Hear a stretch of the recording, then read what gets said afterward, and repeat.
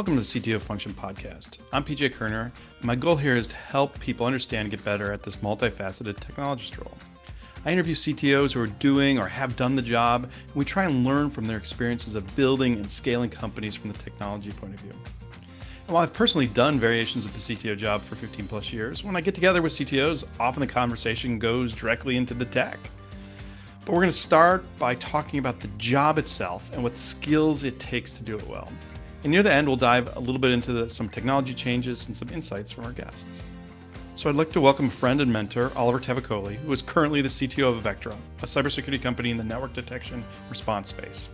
But he also held CTO roles at Juniper Networks, Funk Software, and Trilogy. And you'll hear some interesting insights about CTO as a connector, translator, and truth teller. You'll also hear about the size, type, and needs of an organization must match the type and style of the CTO. And you'll find some interesting thoughts about how a CTO can successfully build a team. Let's get into the show.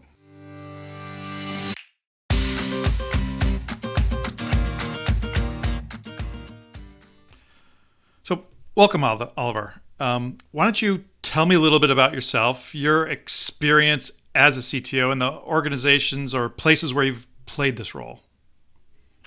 Yeah, I think for me, the title of CTO came to me when I was probably in my early 30s from a three-person startup. I've done the role in a 150-person organization. I've done the role in an organization that had 1,000 plus people in engineering.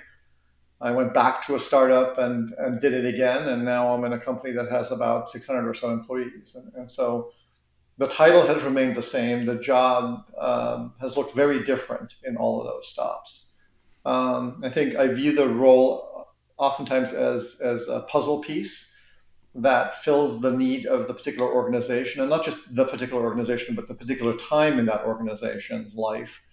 As I'm sure you've gone through your kind of 10 years now at Illumio, the job and what it looked like on a daily basis in the early days and what it looks like now just don't resemble each other. So I think No, there's a lot of flexibility to it ultimately that's required. no, you make a great point that it's both time-based, like at a single organization, and then you make a good point about different organizations. Well, I guess different organizations probably need different things, period. And Right. then based on their sizes, they need different things. Yeah, so in the journey. And so right now, I mean, my portfolio includes a grab bag of what I call kind of oddball things. Some of them you would expect for a CTO. It's like I have security research. We're a cybersecurity company, so I have security research reporting up to me. And that's research in service of building product, not research in service of kind of doing blogs and marketing and stuff like that. Um, I have obviously just pure research reporting to me, which again, you might expect from a CTO. It's like figuring out what we want to do a year, 2 years down the road, stuff that's high risk, that could fail, that doesn't have a certain outcome, that product management will be unlikely in the realm of competing resources for other great ideas that will make money to put resources into. So I view that as kind of making them de-risking certain things and making them shovel ready. And then for oddball reasons, I have user experience reporting up to me, and that's more of a historical perspective. In prior companies that I was in, I came to the conclusion about 15 years or so ago that I can best describe myself as having been the creator of user hostile interfaces for much of my career, interfaces that were complex for people that had the exact same mental model that I did, and as long as you had shared my mental model, you would succeed. Seeing customers over time really struggle with these complex, counterintuitive, non-intuitive UIs that seem to presume a huge investment by the end user into adapting that mental model made me believe in user experience. In a prior life, I tried to graft that onto an existing organization, which failed miserably. So in this go around in the startup that I went to, I hired that from the ground up, and it's been with me ever since, just for historical reasons. Yeah, so that's an interesting thing that's not usual. I don't think you find a lot of CTOs doing that as well. But I mean, the security research and the technology research Yeah. seem to be pretty common. Yep. So if you were to sort of define, and again, it's Totally agree. It's dependent on the function and the time. Like, what exactly? Like, what does a CTO do? If you were to sort of, define that.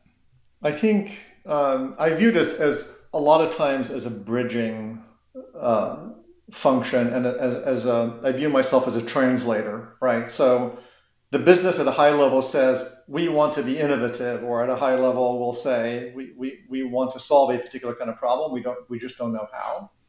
Um, and it's my job to take a small number of relatively smart people who would generally chafe at the bit if they were basically put into product teams and told to deliver things on a particular cadence, and go figure out how to get those things done. But all along the way, translating amongst the various constituencies, this is how we're thinking about the problem.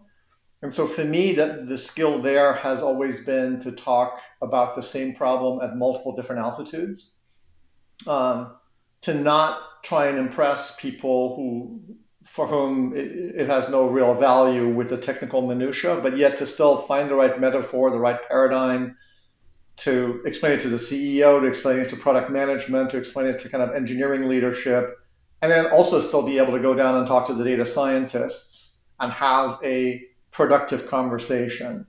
So a lot of that altitudinal adjustment or translation is what I do, to try and firm up in everybody's mind what we're investing into and why, and what problem it solves and why. And then also learn, obviously, as part of that, you're also talking to customers who don't even have your shared vocabulary of whatever tribe you happen to be in and whatever common vocabulary you've built over time. Now you have to describe things to them in ways that make sense to them.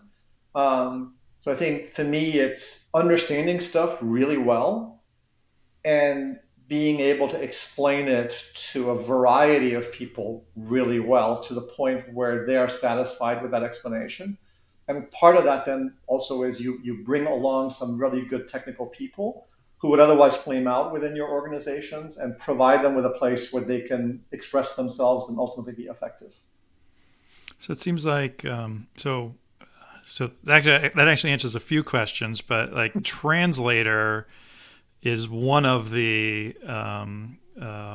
one of the responsibilities of the CTO, and then you sort of kind of talked about how to be a good translator by being deep in certain areas and bring those people along, and I like the altitude comment, but what else besides being a translator? I mean, even if that's the number one thing that you think the CTO has to do. Yeah, I think ultimately you are trying to be the core engine of what the company expresses 2 years out, 3 years out. For me, it's a time horizon question. Oftentimes, I think there's also not a vehement disagreement oftentimes between me and product managers. It's simply a different focus on time horizon. If you're focused on a 3 month time horizon, there are lots of obvious things you should be doing that customers are yelling at you about, that are low risk, that will provide value to some portion of your customer base. Um, but if you're trying to think 3 years out, now you have a series of problems. You have a problem of trying to imagine, if you're in cybersecurity, of trying to imagine where the world from an infrastructure perspective will be 3 years from now. Obviously, as you well know, Docker, cloud, all of these technologies, the adoption of them, it's not really done by people who understand the security risks inherent in the complexity of those systems and the potential for malfeasance in those systems. So on the one hand, you have this vector of well-meaning people adopting new infrastructure and new paradigms. On the other hand, you have bad guys who, the most sophisticated of whom will be at the forefront of exploiting the lack of understanding by the people adopting the technology. Right? And so you look at the nation states and so on. But then ultimately, what we've also seen is, this stuff rapidly moves downstream, down market, right? So stuff that used to be nation state stuff a year ago It used to take like 5 years for it to go from nation state to your criminal gang down the street. Now it moves more rapidly than that, far more rapidly. Um, and then the third part of this is what happens to your competitive landscape, like the competitors that you might be competing with, and how they're positioned to take advantage of that landscape, and what happens within the organizations, your customer organizations, just politically and organizationally. Like, do certain things collapse together? Is there a single buying center? Are there multiple buying centers? And so you're playing this kind of multi-dimensional game of chess of trying to imagine the world and then trying to plot a point. Again, the old adage of, you skate to where the puck's going to be, not to where the puck is. That is an underpinning, right? So where the translation is the skill you bring in terms of gluing everything together, the underpinning is this reasonably clear understanding of the world as it will progress and what you can do about it to actually make, in our case, our mantra is, just make the world a fairer and safer and fairer place. Well, safer comes with kind of helping people get across the chasm. That's interesting. I think one thing I want to be doing on the show is to actually interview some CTOs who are kind of inside, who are not vendors, who are inside those organizations. And you're right. Now I have a whole bunch of questions for them because they're the ones who are going to be pushing on that innovation curve, Mm-hmm. like and challenging us with some of these security issues. Yep. Um, what about, so let's say there's somebody out there watching who is not yet a CTO and wants to be one. Back to the what makes it, what do you need to have to be a good CTO? What are some of those early things that you sort of Mm-hmm. need, or that you would look for in Yeah. like somebody you're mentoring? I would say that there has to be kind of this innate sense of curiosity and understanding things and understanding and being well. You don't have to understand everything because understanding everything in full depth, there's enough time in the day. So, but should you choose something that you want to understand, you have the means to go construct the right mental model in your brain to understand it to a sufficient degree to be able to have a meaningful conversation with somebody who works in that space. Um, and to understand the nuance of it so that you develop some instincts as to, what is easy, what's going to be hard. So that's number one. So deep understanding. Secondarily, I think building, you need to be good at attracting really top shelf talent. And top shelf talent tends to have kind of a bullshit meter, right? And particularly on the technical front. Like if you're pretending to understand something that you don't really understand. I mean, we've all been around people who just start throwing words around, and it's like it's pretty clear the way they construct their sentences around those words, they don't really understand what that thing means, but it's like the in thing to mention it and to throw some words around. So I think attracting top shelf talent ultimately it makes or breaks a good CTO because you want to have talent that goes along with you on a long journey, and the continuity within an organization of some of that top shelf talent becomes kind of critical.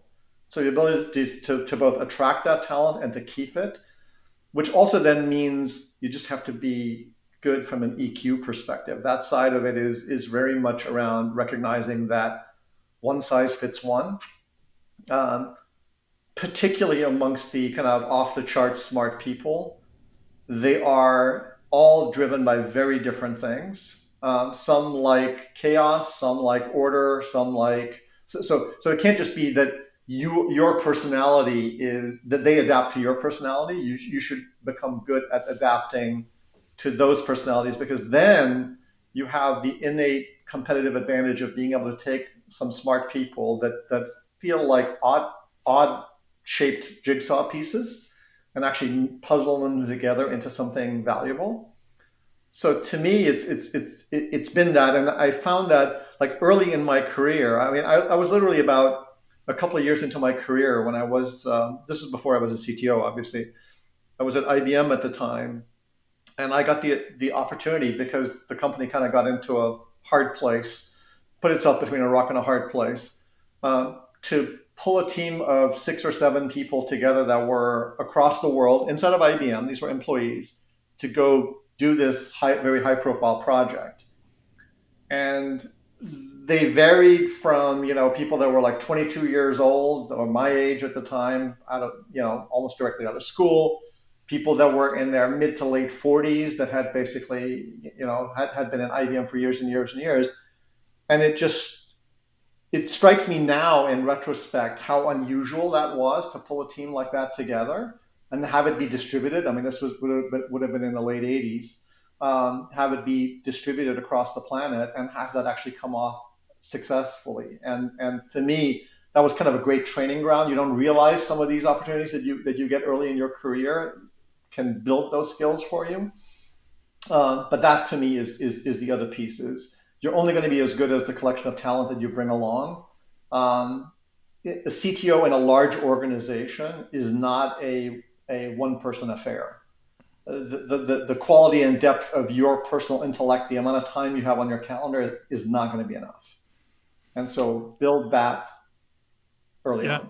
No, and I think that's a great point. I'm going to add that to my questions going forward because I didn't have it on there about the building a team and how do you like building a team in the office of the CTO is a unique thing unto itself. I think that's a really you good find insight. yourself also sometimes ending up with people. It's like, well, this is a really high value person in the engineering team, and they're going to quit if we don't put them in your org. I mean, I've ended up with that multiple times in my career where I have kind of inherited people from the engineering org and kind of moved them across into more researchy or less structured roles. And they've thrived, right? But they were like flight risks before that.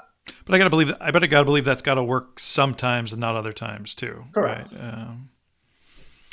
So I actually want to go back because my next question was back to your point about, well, I was going to ask the depth versus breadth question because yeah, sometimes technology people will get rat-holed in trying to understand everything, and you sort of use some good words around understand it at a significant depth, right? And you sort of qualified that. So how do you sort of think about that? How do you guide people on that? Because I think that's a hard one to sometimes.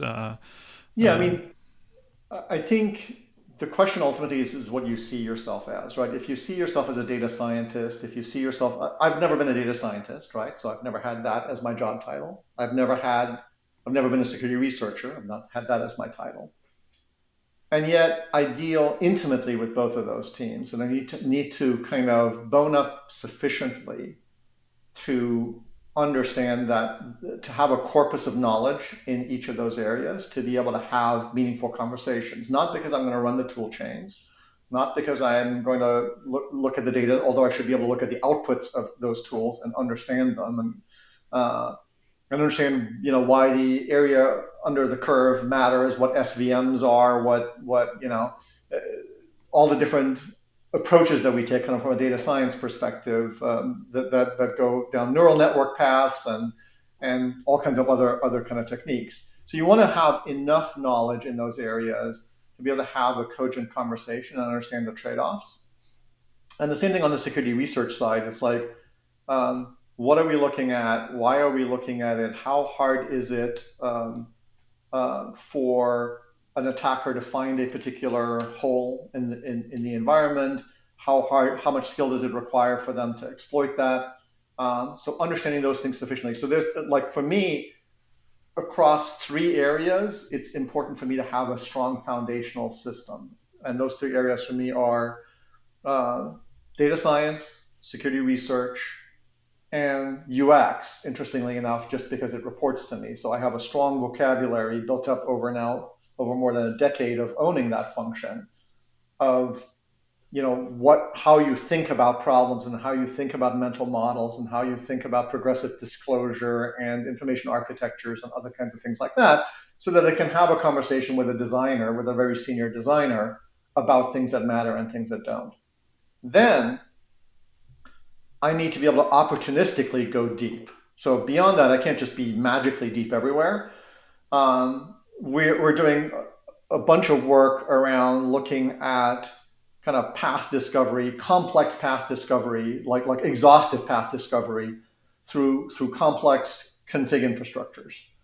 And there's just a lot of ways of kind of thinking about that problem and how you project a potential attack progression into, and graphs don't really work on that front because graphs blow up in complexity. If you look at what configurations allow these days, they're more like program-like infrastructure. They're more like programming languages than just firewall rules of old.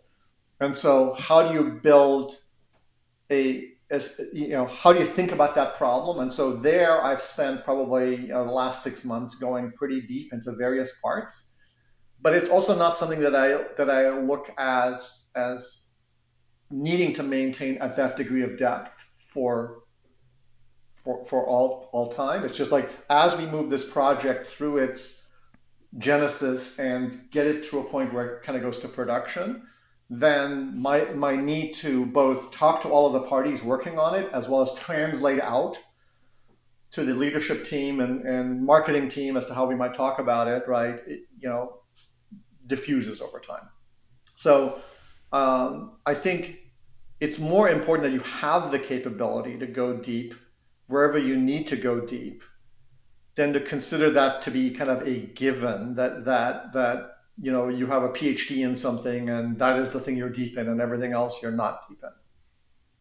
Oh, that's an interesting way to think about it. Yeah, because I mean, if what you're saying is in the CTO role, you might need to go deep at certain points on some unknown thing, right? Nothing you can predict to sort of succeed in whatever role you're in. That's an interesting sort of skill to have.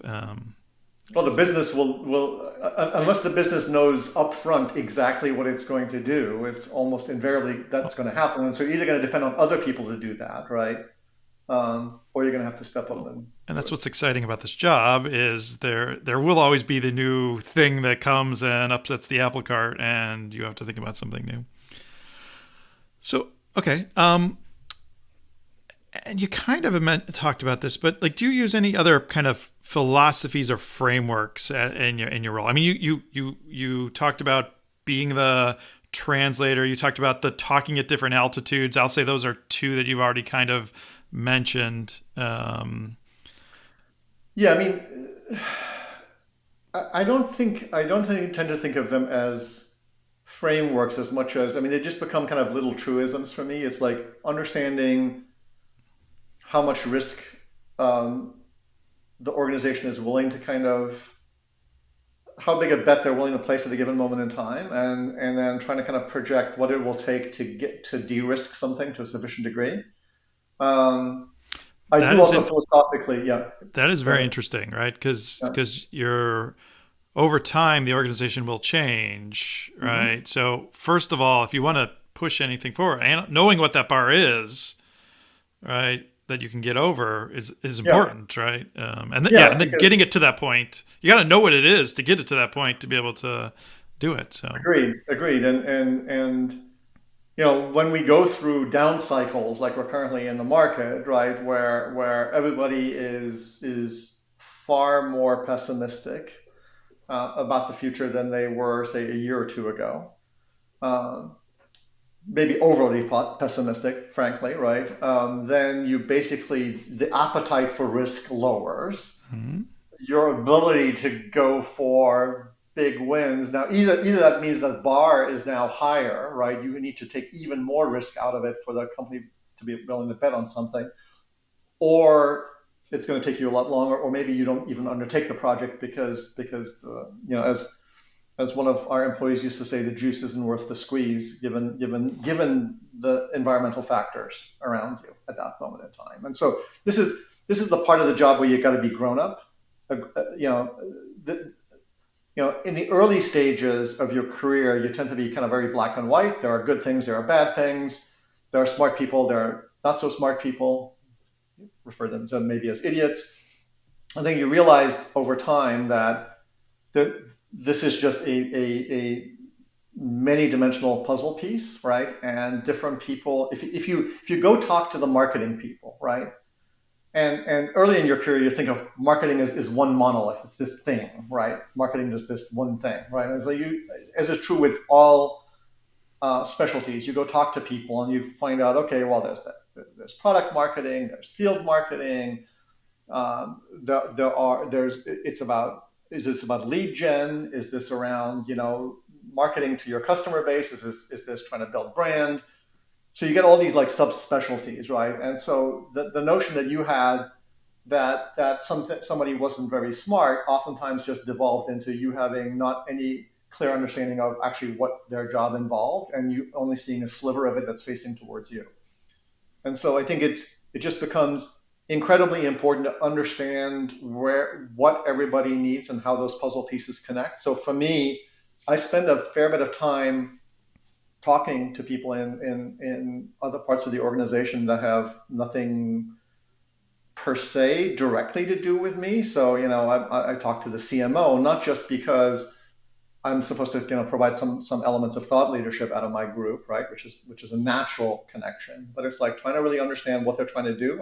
We're now in a mode in my life where we have regional CTOs or field CTOs, depending on how you think of them, right? And they report up to me, not to the sales organization. And so it's my job to figure out how to get them hooked into the sales organization, the marketing organization, how to worry about, when we bring new products to market, do we have all the I's dotted and the T's crossed? And what does that actually involve? Because quite frankly, just doing a whole bunch of work and then hoping for the best, on the go-to-market side also doesn't prove itself to be the most effective thing. So you start thinking more broadly about the whole enchilada, right? What's everything that kind of goes into making a company successful? And again, making a product and making a company successful are two very different things. I think in the CTO side, in the early days of engineering, when you have no customers, when there's no scaling problem, when you're just scrapping for the first PO or two, you convince yourself you're just going to kind of build this perfect product that will sell itself, that will, and that's not to say that have them in product somehow that magically, hit the exact right spark at the exact right time. But those are the unusual things, quite frankly, right? A lot of this just involves, um, you know, a good enough product with a good enough go-to-market function, right, will outperform a great product with terrible go-to-market, and vice versa, right? My CEO always said, it's like on the one end of the extreme, you imagine having such a good sales organization that you could just push anything through it. You don't really need a product team, right? On the other end of the extreme, you have such a great product organization. You don't even need a sales organization. You just, sell it, on the internet for nothing, for money, and then somewhere in between is where the rest of the universe falls, right? It's a combination of those two things, and so as you mature, I think it's a game of fractals almost, right? It's like every time you click in, there's more detail, and you have to just kind of decide for each part of the organization what level of detail, and talking to me, connecting yourself to other parts of the organization. I talk to our SE leaders on a regular basis. I talk to marketing on a regular basis. I talk to sales leaders on a regular basis. Obviously, on the product side, within the engineering team, right? I talk to some of the distinguished engineers that are embedded within the engineering team and try and connect the dots also for everybody, because that's the other thing is like, it's not just the translating, which is the language part of it, but it's just like just recognizing that certain sets of people just don't talk to each other. I mean, the number of times you hear engineering says, well, the field gives us no feedback, and it's like, well, have you tried engaging the field and building any kind of relationships? No, it's like the feedback should just magically appear. It's like, sure, that's one universe, but in another universe, you are of service to them and you open up pathways for communication.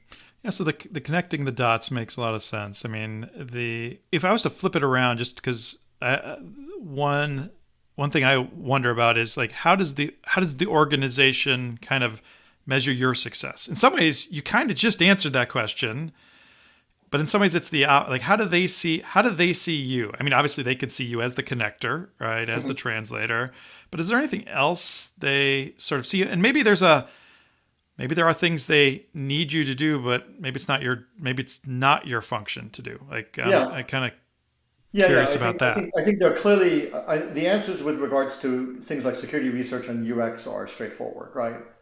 My security research team needs to provide the right information, data, mental models for the data science team to build algorithms. And so that's a straightforward kind of functional model. They don't write code, but they're intricately involved with the people who do write code that ultimately go out in our product. And so we can't be bottlenecks to that. We've got to be good partners in that.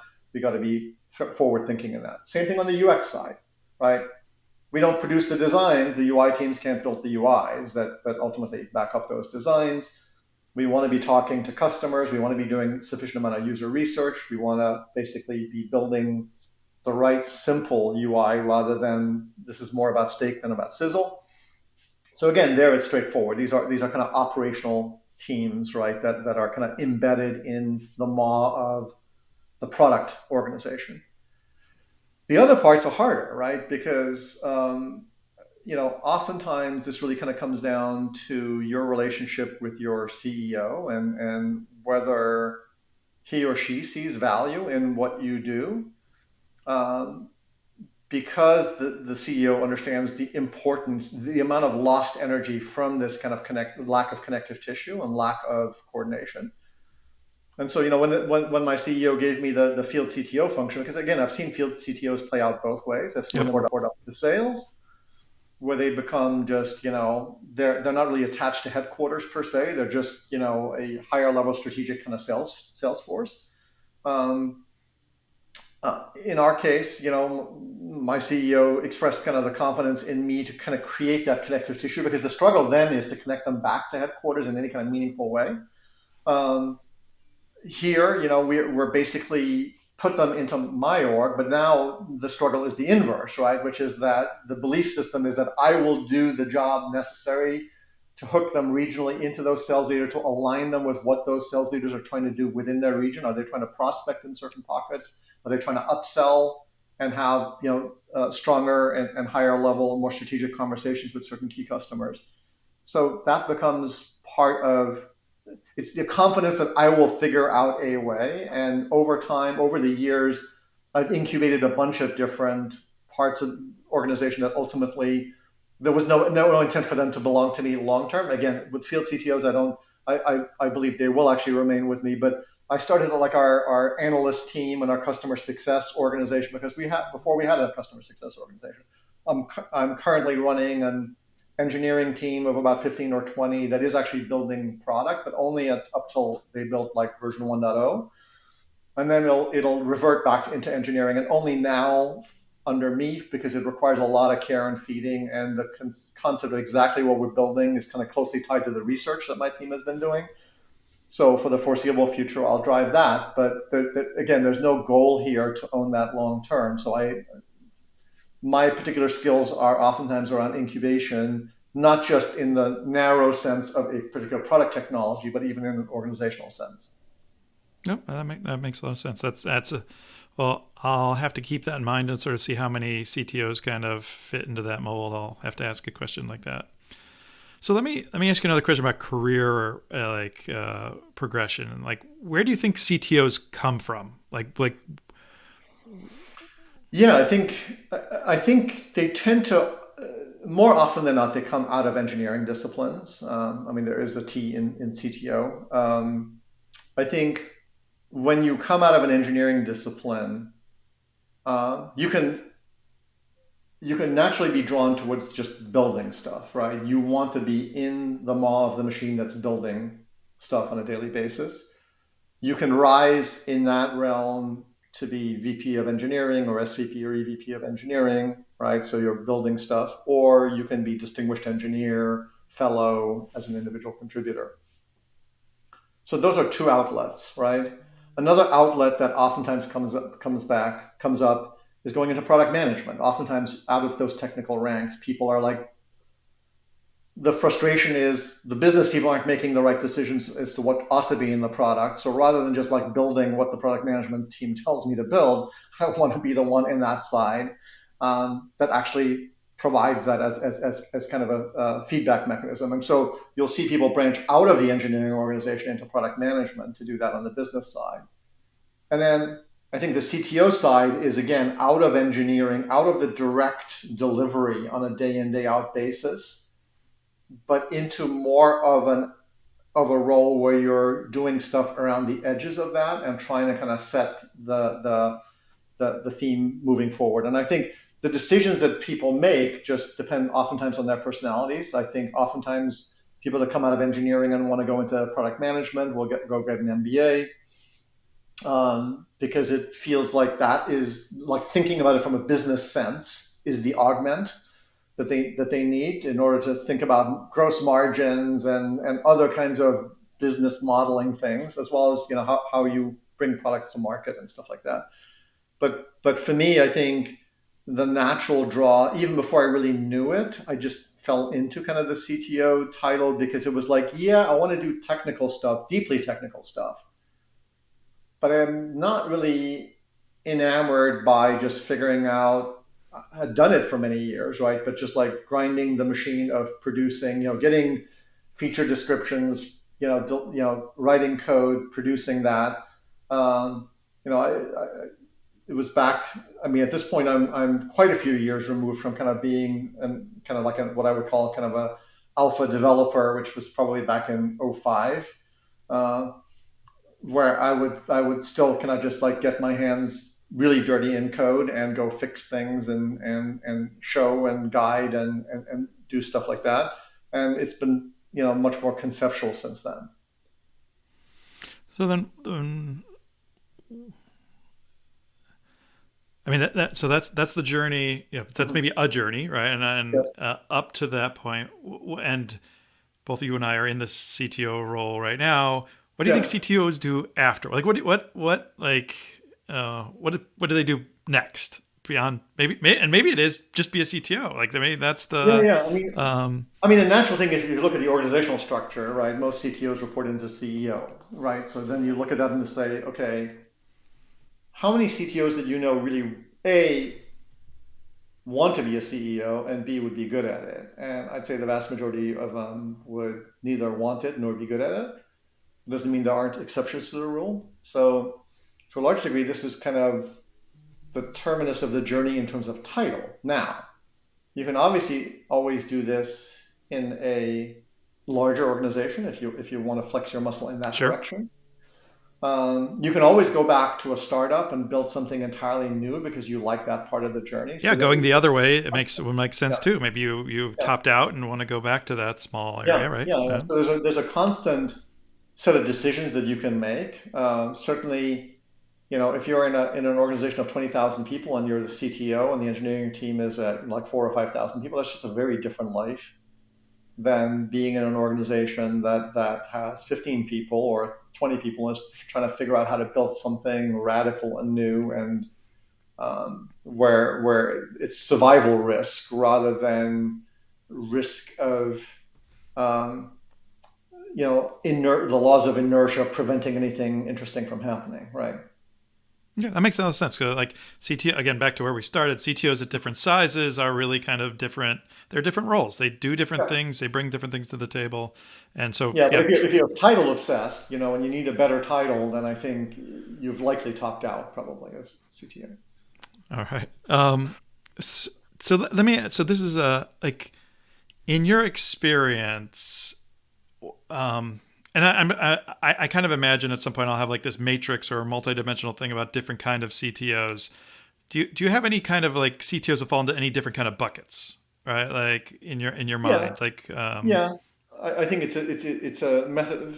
When I've seen CTOs, I mean, I think the first axis oftentimes is, are they inward focused, outward focused, or yep. some combination of the two? I think that's a natural one. I think you'll oftentimes see the ones that are deeply inward focused and that are putting a lot of their energies into that, not being terribly good at being outside. Just because if 95% of your conversations are people that share a vocabulary with you, then it's very hard to then assume a neutral, um, neutral vocabulary and having conversations with people who are not in that tribe.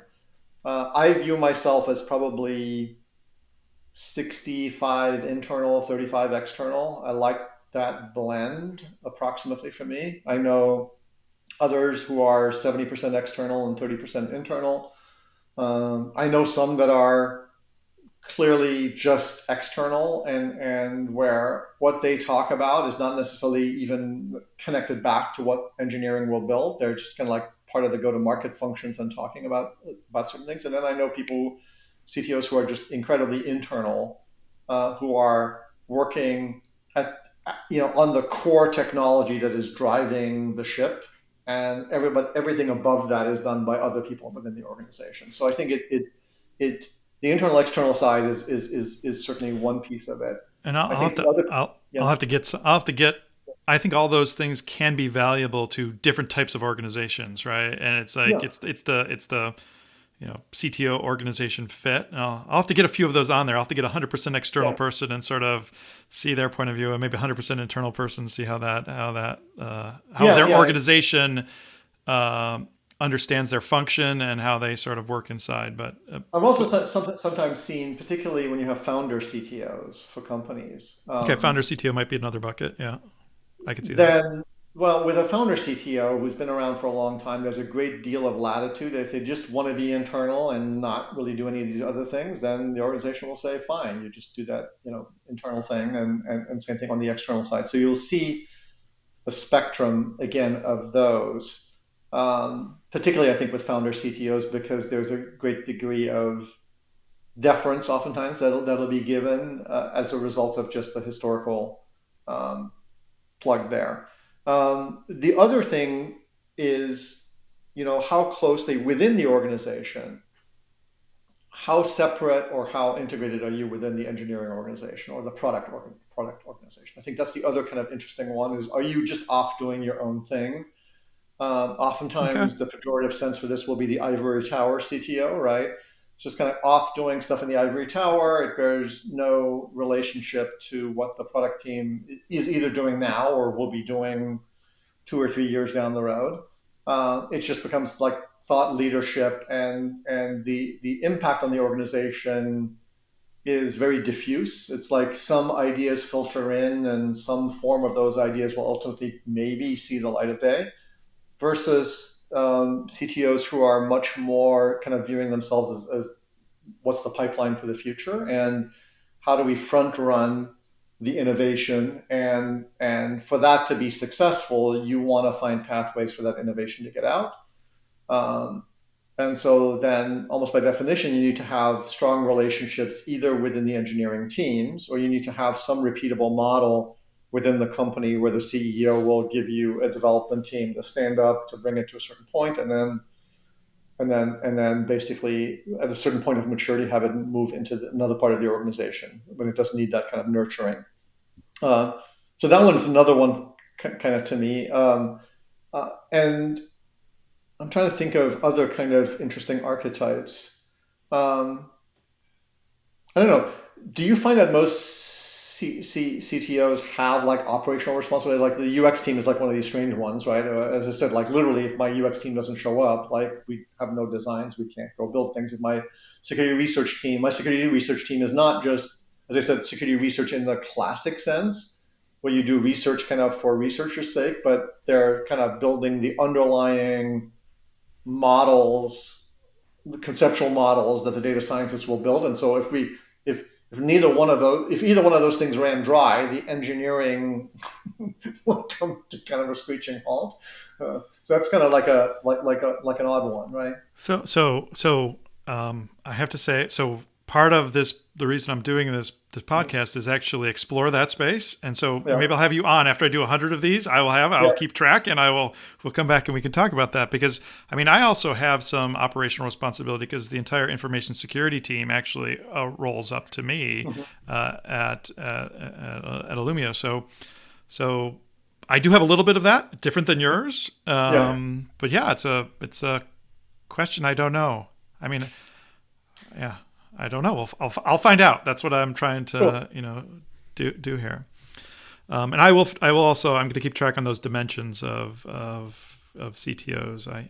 I have to believe it's many different dimensions that I will hear Yeah, about. as I said again, I think the translator aspect of it, I don't know whether that's just me or whether that's whether that role has a selection bias towards people who can translate better. It's just like something I've always found myself doing from very early in life and was always drawn to. I'd be in a room, I'd see two people talk, they're clearly talking past each other. They're agreeing with each other, but talking past each other because they're using different words for this for for a common concept, right? And then like, well, what this person is saying, and I'd be like the one in the room saying, what this person is saying is this, and what you're saying is this. So really, you agree. Well, I mean, I think it's about cloud, right? Oh, are we talking about SaaS or are we talking about infrastructure service? Well, like there's like, yeah, it's all cloud, and two people can have this conversation, and they Yeah, they, they don't know what's going on. yeah. No, I agree. There's the connector aspect to it. I think that's. I mean, I think that is one that, from what I know about you, I mean, it's one thing that you enjoy and do incredibly well. I do think the translator and the clarifier, right? So Mhm. I think people can be clarifiers in the CTO role, but not be as good connectors, right? Because Mhm. you could clarify and just be In a very annoying way. yeah, exactly, and that, but clarification is important, right? But Yeah. but but I think layering both those together is important. Okay, so here let's a little bit more, a few more questions. So I want to talk about tech for 1 second, right? Mhm. So I like to talk about technology spaces that are kind of undergoing significant change, right? So any area you see that's undergoing significant change, what's driving that change, and what kind of challenges might come from that change? Any thoughts in that Well, I mean, area? not something recent, but certainly the epiphany for me over the past year or two has been as we've looked at kind of public cloud in particular, right, and the adoption of public cloud and the pace at which what is the public cloud, even in the context of just like an AWS or an Azure or GCP, what is in that box, right? Both the complexity of those systems and the rapid pace at which they're moving and the lack of understanding of the underlying complexity and the repercussions of that complexity just are breathtaking at times. Um, it is amazing because again you'll hear this kind of pithiness of well cloud is just your program running on somebody else's compute and the very simple kind of counterexample I like to give them is okay, that may kind of work in an IaaS world, but even in the IaaS world, you'll find edges where it doesn't actually work because things like DNS oftentimes are implemented as services in the backplane of these systems rather than appearing on the network, as an example. But particularly in the world of platform as a service and like I'll give you a database like in Azure um, you can run log analytics. There's a language called Cousteau within which you can run programs. And so, I said to one of my researchers, "Is like, okay, well, if you were going to do a C2, if you had broken into somebody's Azure space and you wanted to do a C2 to the outside, how would you do it?" And they're like, okay, well, a week later they come back with okay, I would just start up a log analytics instance and load a Cousteau program into it. And within Cousteau, I can do REST API calls to anywhere. And those REST API calls do not cross the customer's boundary. They emanate out of the platform's set of IPs, and there's no visibility and no control over them. And these kinds of holes exist for every potential service that you might start up. Like you'd have to look through every service and say, is there a means to get it to communicate to the outside that doesn't go across my network boundary? Because you can have all the firewalls you want in your network boundary. The simple fact is these REST API calls don't show up there. They just go out of a backend interface. So that to me is is the thing I worry about is the lack of understanding of the complexity and the disconnect between the incentives of the cloud providers, which is to get you to use more and more and more, which means they generally turn things on by default when new things come along. All right, and the motivations of the security people, which is like by default, you want anything off that you don't explicitly have an intent to use. And so this just worries me greatly. It's like I understand the notion that you want to do cloud adoption for agility and all these other reasons that are critical to the business. So do you think there's anything? So I think maybe the change you're talking about is not just cloud. It's all of the as a service, all the PaaS things, which also is another bad word for my a very fuzzy word. Yeah, an amorphous blob that does something for you and may be leaky on the back end. And so the increase of adoption, because we do see that the increase of adoption of those things is significant. Yeah. What do you think is driving that?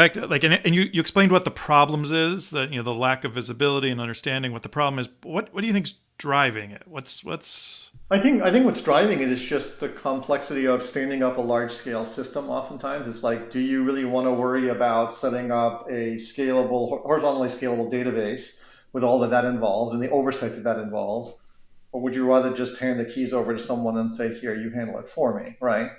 I think businesses more and more try to go through like, what do we have to be really good at and what do we just want to use as a service, right? I don't think it's, there was the illusion in the early days that it was cost, right? But cloud is damned expensive if you use it really to anywhere near saturation. So I don't think it tends to be much cheaper, but it does tend to ultimately allow you to plan less and choose later how much of things you need.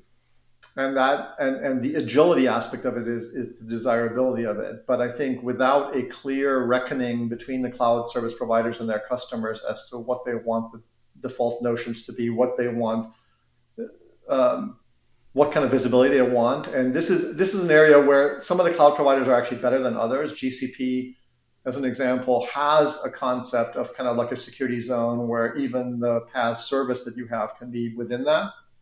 And you can set rules that says, no, it can't communicate out and it'll block it, but Azure and AWS don't, right? And so it's just like, and yet, the decision makers will just view them as interchangeable. These are just like three interchangeable things. That is an interesting point. I know of a lot of subtleties between the cloud service providers, and those all get, hidden and they're just viewed as, this is a little bit cheaper. Let's use that one. Or this has something else significant. Let's use that one. Or let's use. Yeah, I mean, there are the big things like BigQuery and stuff like that are known to be strengths. But then under the covers like infrastructure that are mostly for security nerds, and those are not nearly as well known. All right. So before we go to the speed round for a second, do you have any final thoughts like on the role, any advice, or anything else? It's fun. It's a fun role. If you can get this title and write it through, as I said, a variety of different organizations, different sizes, different times, different technologies, it is always entertaining. It is never dull. And so, I highly recommend it for people that are drawn to it for the right reasons. Again, a lot of it is being in service of the organization and the needs of the organization that you have. So there is that element of it. But you can express yourself in many different ways, and it isn't as cookie cutter as many other roles tend to be. But I think if it's high on the fun role, it is also high on the difficult role. It is maybe that's what makes it fun for those who are willing to sort of I didn't say easy. But to me, easy things become boring very fast anyway, right? So if you are drawn by difficult conceptual problems and figuring stuff out and explaining it to a variety of people and getting people organized and jazzed about going and solving that problem, it's a fun thing. All right, so the speed round here. Since I've been listening to podcasts, people do this. A number of different podcasts do it, but I always get like the first one just what one book do you recommend? But when I listen to other podcasts, I love this because I always try and look those books up for like people I've really enjoyed talking to. Like the book that they recommend is is tied to who they are and how they're thinking. So okay, so for you, what is one book? And okay, and you only have One book is one. very hard because Okay, you I can give me a few enjoy. if you I'm can't going to give give me you. one. I will give you um, two that are very different. Okay. One that I read recently, it's called 4,000 Weeks: Time Management for Mortals. And it's not at all about like life hacks and time management. It is much more of a philosophical treatise of you have basically 4,000 weeks on this earth. Choose wisely the things you do because the things you can do are almost infinite. And you drive yourself crazy by pretending you're going to get more of them done than you are. So choose wisely. So that's a great book. On the other end of the extreme, I like good sci-fi, and sometimes kind of good and more obscure sci-fi. So Ursula Le Guin, who is a sci-fi author from the '60s, she has a cycle called the Hainish cycle. And what I love about that kind of science fiction is these are 7 books that can be read in whatever order. They just are contemporaneous rather than sequential, but they all occur in a world where there's one technological innovation that is the foundation for what changes in that world. And the technological foundation in those books is that humans figure out how to communicate in real time, send communications in real time beyond the light of speed, even though they can still only travel at whatever they can travel on. So you can imagine, in America in the West, when you had the Pony Express, and then when you had telegraph cables and stuff like that, we still have this problem. If you think about interplanetary organization and management, if it takes the speed of light to even for a signal to get there, you can't really have a real time conversation with somebody. Imagine a world in which you could have that real time conversation over large distances, and what would that change? And so it's a very interesting kind of foundation, and then you ripple out from there. So that's the book side. Okay. That's interesting. I mean, I think we even need that sometimes here in our own world, but some people need just me to pick up the phone sometimes as opposed to use that lower latency mechanism. Okay, what about a podcast that you listen to? So podcast, I like quirky long form stories. So there's a podcast that I love by a company called Gimlet Studios, which does a fair number of podcasts. They're basically kind of in the business of producing podcasts. They did an interesting one called Startup years and years ago that included a study of themselves as they were starting up. But the podcast that I like from them is called Heavyweight, and it's starting its 8th season soon. It's just very interesting, quirky stories by people who know how to tell stories well. And they're long form. They're not like 5 minute, they're like 20, 30-minute pieces. Oh, that's interesting. I've listened to a few of those over, and but I've stumbled across them. I haven't gotten searched them out. So interesting. What about a movie or TV show? This is again a hard one.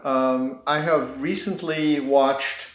Well, no, I don't want to. I don't want to recommend something simply because I have recently watched it and because I like the books underlying it.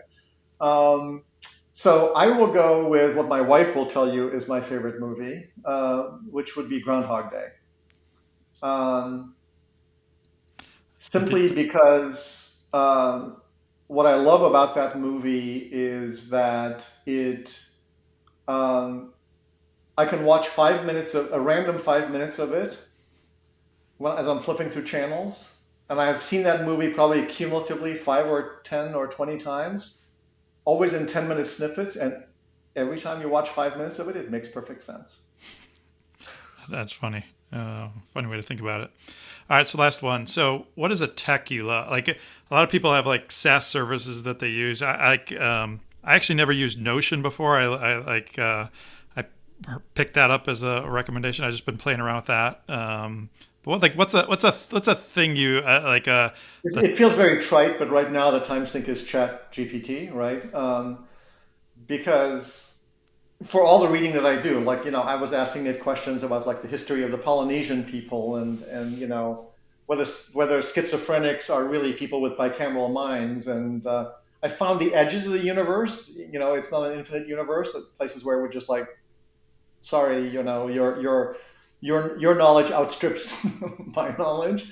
But it is quite amazing its ability to both parse the intent out of the questions that you ask and to construct sentences that actually sound mostly rational.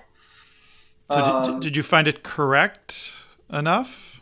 I found it correct enough for a lot of things, and I think we live in a world where we need to kind of recognize um, the desire to be perfect on everything actually sweeps a lot of things off the table. There are certain things you need to be perfect for, right? I mean, because they're life and death. You don't want self-driving cars that every now and then glitch and run off a bridge. Um, but even there, I think if you look at it statistically and heuristically, really the measure of whether self-driving cars are the right thing for humanity is whether more self-driving cars statistically end up with less accidents, not whether they are perfect. So it's an interesting question, but to me, ChatGPT is just like an interesting glimpse into a less specialized form of AI that seems now suddenly have come closer within reach. I don't think it's there yet, but it's believable suddenly that in the next 10, 20 years you could get to something meaningful. All right. Well, thank you very much for taking the time. It was very insightful to hear everything you had to say. I appreciate it very much.